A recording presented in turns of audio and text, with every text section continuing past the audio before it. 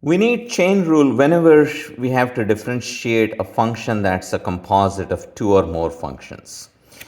So say r of x is a function which is a composite of f and g, and f is the outer function and g is the inner function.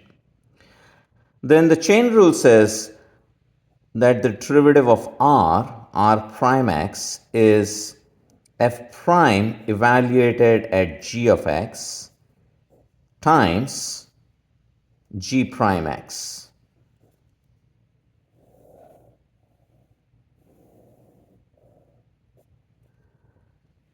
So r prime x is the derivative of the outside times the derivative of the inside. The proof of this is quite intricate and you almost never have to prove it, but you'll be asked to use the formula on several occasions. And this is what you have to use it when you carry out implicit differentiation later on. So let's get into some examples right away. Example 1, say f of x equals sine of e to the x. Now notice that x has to first become e to the x, and then e to the x becomes sine of e to the x.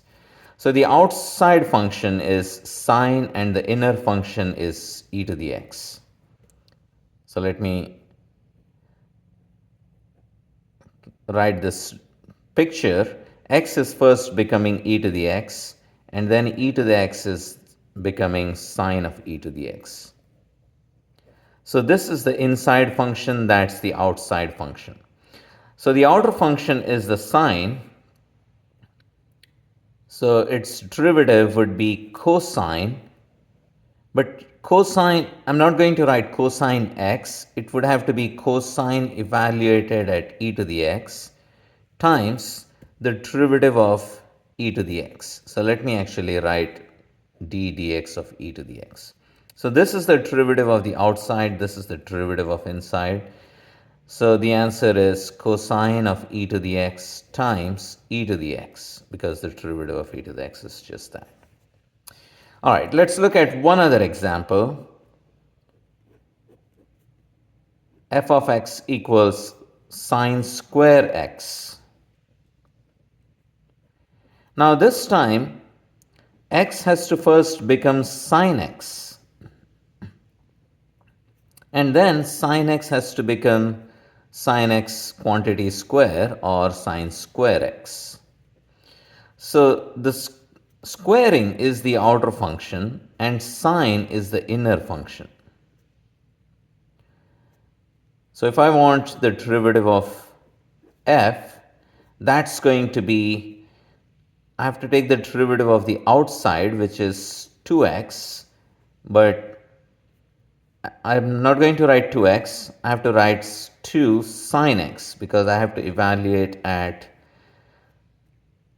the inside function, times the derivative of the inside function, which is sine x. So that would be cosine x. All right, let's look at some more examples. Say this time I have f of x equals x square plus 5 cubed.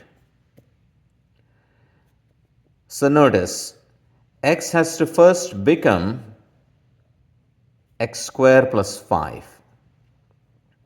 So this is the inside function, inner function. And then x square plus 5 has to become x square plus 5 cubed. So cubing is the outer function. So if I want the derivative, I have to take the derivative of the outside function evaluated at x square plus 5. So this is going to be 3. The derivative of x cube is 3x square.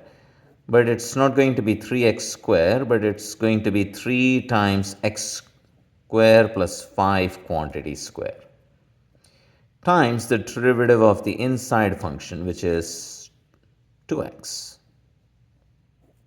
And if you want to simplify, the 3 and 2x could be multiplied as 6x, x square plus 5 quantity square.